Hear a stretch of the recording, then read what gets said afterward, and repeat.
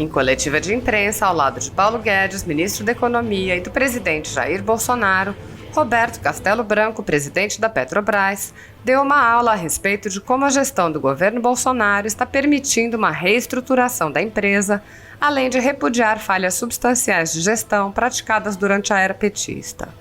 Em resposta a um jornalista do Valor Econômico, que pertence ao Grupo Globo, Bolsonaro e Guedes explicaram a importância de atender à Lei de Responsabilidade Fiscal, agindo de maneira estratégica para diminuir o peso do Estado sobre os cidadãos. Castelo Branco ressaltou: a experiência passada de preços descolados do mercado internacional gerou uma perda de 40 bilhões de reais.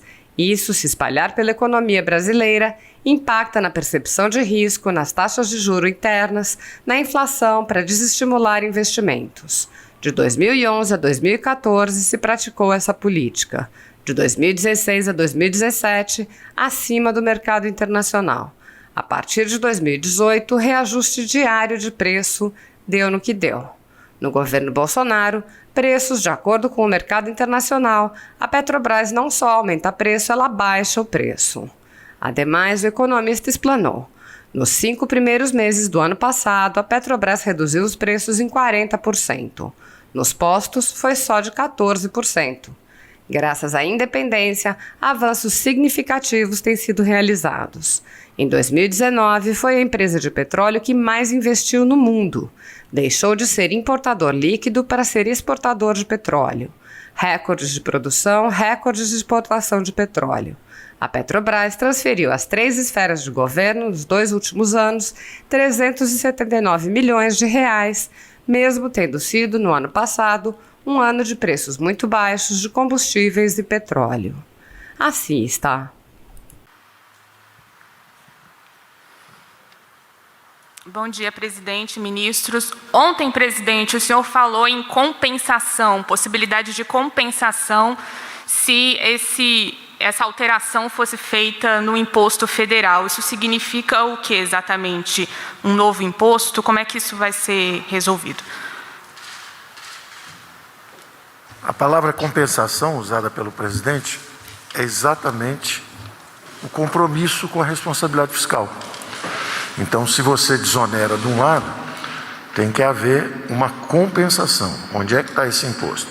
E eu dizia um pouco antes o seguinte: a nossa reforma tributária era uma reforma de substituição tributária. Entra um imposto, sai o outro. Simplificam-se, tiram 6, 7, 8 impostos, entra um novo do outro lado. Então, o jogo da compensação significa o compromisso com a responsabilidade fiscal. No nosso caso, nós estamos estudando, inclusive, que essa compensação seja ao contrário. Se a economia cresce e a arrecadação subiu, eu reduzo. Então, eu não quero mais impostos. O presidente assumiu esse compromisso com a população brasileira. Nós vamos simplificar, nós vamos tirar o Estado. Esse foi o mote da campanha. Um dos motes na economia foi exatamente: vamos tirar o Estado do cangote do povo. Então, por um lado, ele gostaria de zerar esse imposto federal. Hoje, 35 centavos. Só que cada centavo são 575 milhões. Ou seja, 2 centavos, 1 bilhão. Então, isso exige uma compensação pelo compromisso de responsabilidade fiscal. Ana, se me permite complementar o senhor Paulo Guedes, o consumo de diesel agora em janeiro desse ano foi na ordem de 19%, levando-se em conta janeiro do ano passado. Então, obviamente, como isso aumenta a arrecadação, o Paulo Guedes aqui sugere que nós, por si só, venhamos a diminuir o PIS/COFINS sem uma fonte de compensação. É isso mesmo, Paulo? Tá, obrigado. Para a segunda pergunta, a gente convida o jornalista Matheus Schuch, do jornal Valor Econômico.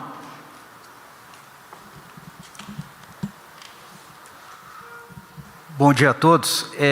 Nos estudos que o ministro Bento citou, o ministro Guedes também, para haver mais previsibilidade, nós tivemos informação de que haveria 2 possibilidades: que o ICMS use uma variação não a cada 15, mas a cada 30 dias, ou se usar a variação de 15, que haja uma média móvel, usando o PIS/COFINS como um contrapeso em caso de variação muito grande.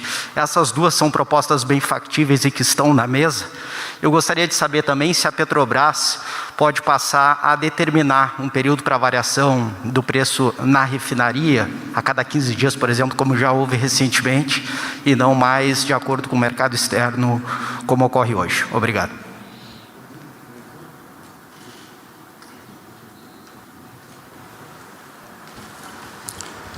Bom, os mecanismos que estão sendo estudados, eles partem por uma avaliação tributária, como o ICMS. Hoje, o preço calculado para o ICMS, ele é medido na bomba, uma média a cada 15 dias, e isso é um assunto que também está sendo estudado, como também já foi apresentado pelo presidente na sua fala inicial, que esse valor poderia ser também calculado em cima do preço do combustível na refinaria. Tudo isso está sendo avaliado.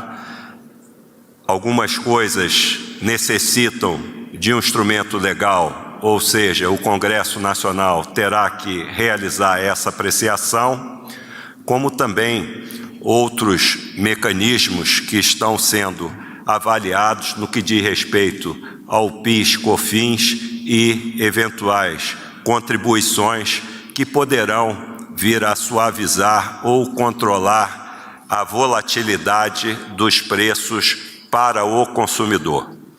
E no que diz respeito à Petrobras, eu peço ao presidente para fazer os comentários dele. Eu gostaria. Obrigado. Eu gostaria de repetir que a experiência passada com preços descolados do mercado internacional gerou uma perda para a Petrobras de 40 bilhões de dólares, que não se concentrou apenas na Petrobras, e se espraia pelo resto da economia brasileira. Piora a percepção de risco, contribui para desvalorizar a nossa moeda, o real, contribui para aumentar as taxas de juros internas, para a inflação e também para desestimular investimentos. No período de 2011 a 2014 se praticou essa política, até 2015. 2016 a 2017, a Petrobras colocou os preços muito acima do mercado internacional. Em 2018, a Petrobras adotou uma política de reajuste diário de preços que deu no que deu, todos nós sabemos. O governo do presidente Bolsonaro, a Petrobras independente, determinando os preços de acordo com o mercado internacional, espaçando as variações, não seguindo uma regra fixa para não beneficiar terceiros, como trading companies, nem tampouco ser forçada a, de repente, dar um ajuste de 15%, 20% dos preços. A Petrobras não só aumenta preço, a Petrobras baixa preço. Nos 5 primeiros meses do ano passado, a Petrobras reduziu o preço da refinaria em 40%. Nos postos, a redução foi só de 14%. E, graças à independência que a Petrobras tem gozado neste governo, avanços significativos têm sido realizados. Em 2019, a Petrobras foi a empresa de petróleo no mundo que mais investiu. Em 2019, o Brasil deixou de ser importador líquido para ser exportador líquido de petróleo. Em 2020, recorde nas exportações de petróleo, recorde de produção. Isso significou, ao longo desses 2 últimos anos, a Petrobras transferiu às 3 esferas de governo 379 bilhões de reais, mesmo tendo sido ano passado um ano de preços muito baixos de combustíveis e de petróleo. Obrigado. Aproveitar aqui a pergunta do senhor Matheus, do valor econômico. O senhor acaba nos dando razão para uma proposta inicial que devemos apresentar semana que vem, desde que tenha um amparo jurídico. Se o ICMS, vamos supor 30%, incida no preço final na bomba, estão cobrando ICMS de PIS/COFINS também. Imposto em cima de imposto, uma bitributação. E nós não queremos interferir, nem vamos, nem podemos, no valor total do ICMS. Quem decide é o governador com a sua respectiva Assembleia Legislativa. Agora, seria bom para todos nós, todos os brasileiros, vocês que usam carro, não são apenas os caminhoneiros, a tal da previsibilidade. Assim como a PIS/COFINS, hoje em dia está fixada em 35 centavos, se o ICMS tivesse um valor fixo no preço, né, final do combustível, ou melhor, no preço da refinaria. E essa, então, a nossa proposta, a nosso projeto de lei complementar, que deve ser apresentado ao Congresso nessa próxima semana, para que, repito, é muito importante isso, que o ICMS incida um percentual no preço do combustível na refinaria ou um valor fixo do litro de cada combustível. E não está fora dessa nossa discussão também a questão do gás, né, conhecido gás de cozinha. Para a próxima pergunta, a gente convida a jornalista Vanessa Lima, da Rede Record. Bom dia a todos, bom dia, presidente. Até a minha pergunta é para o ministro Tarcísio, porque em novembro do ano passado, o presidente da ANTT disse num evento virtual que o transporte sobre trilhos é a peça-chave para a retomada da economia. E aí, nesse sentido, como uma alternativa ao transporte de cargas, eu gostaria de saber que investimentos o governo federal tem feito nessa área e também sobre a ampliação de parcerias com a iniciativa privada. Muito obrigada. Vou passar a palavra para o Tarcísio. Ele vai falar sobre as nossas ferrovias no Brasil, entre elas a Norte-Sul, que está integrando lá o Maranhão, aqui ao Porto dos Santos, aqui embaixo, bem como outros investimentos nesse sentido. E ele, melhor do que eu, te dará a resposta aí adequada a essa sua pergunta. Bom, primeiro a gente precisa entender que é fundamental reequilibrar a matriz de transportes, né? Então não é só o transporte sobre trilhos, é a cabotagem, é o transporte hidroviário, é o transporte ferroviário, é o transporte rodoviário. Nós vamos ter todos os transportes fortes se a matriz for equilibrada, e isso acontece em outros países do mundo. Então é nisso que a gente está trabalhando. O governo já contratou, né, já tem aí de contratos firmados 27 bilhões de reais de investimento em ferrovias, investimento privado. Em 2019 fizemos o leilão da Ferrovia Norte-Sul, que vai estar completamente concluída e operando a partir de junho. Já estamos operando no trecho agora que vai até São Simão. Em abril a gente começa a operar até Rio Verde e em junho até Anápolis, e isso fecha, né, a Ferrovia Norte-Sul, que vai transportar muita carga, inclusive carga geral, carga containerizada. Isso cria um novo fluxo de caminhões também para os terminais dessa ferrovia. Antes do meio do ano a gente deve iniciar o empreendimento da ferrovia de integração no Centro-Oeste, que vai ligar Água Boa a Mara Rosa, Água Boa no Mato Grosso até Mara Rosa em Goiás. Estamos falando aí de mais de 4 bi de investimento. No dia 8 de abril, vamos fazer o leilão da ferrovia de integração Oeste-Leste, de Caetité até Ilhéus.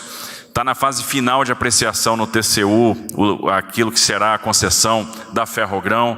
Estamos trabalhando na extensão da Ferronorte, de Rondonópolis até Lucas do Rio Verde.